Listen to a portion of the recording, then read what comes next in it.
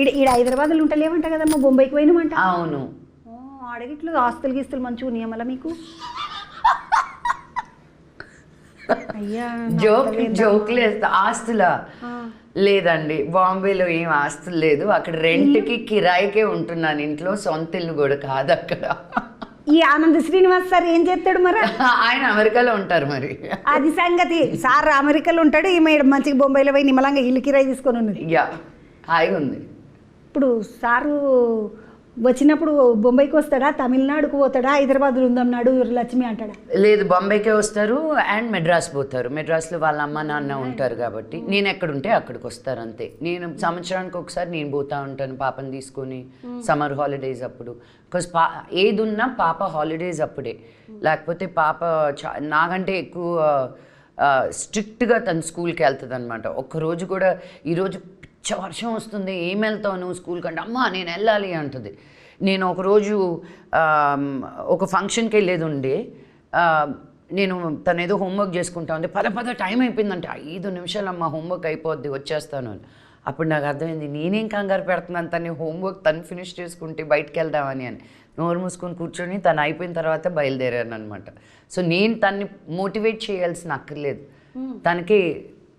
తను చేయాల్సిన పని తను అన్నీ తనే చేసేసుకుంటుంది. నిర్వాణ బంగారు తల్లి, నిజంగా బంగారు తల్లి పుట్టింది.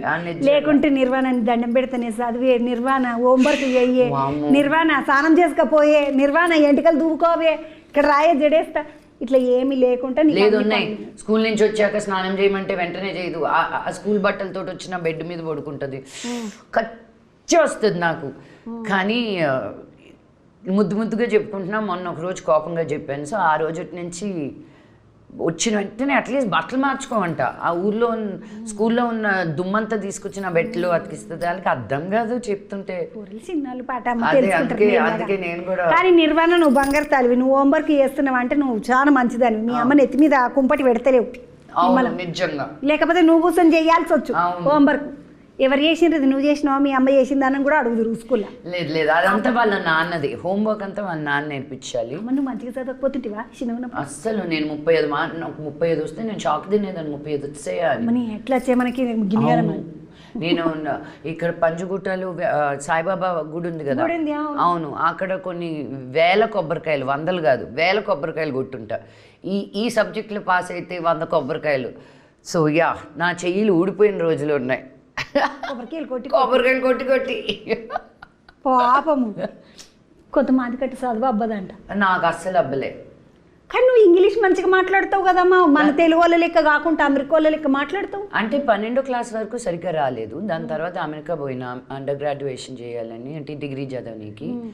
అక్కడ నేర్పించే చదువేమో, వాళ్ళు చెప్పించే విధానమేమో, అక్కడేమో నేను యూనివర్సిటీ ఫస్ట్ వచ్చిన.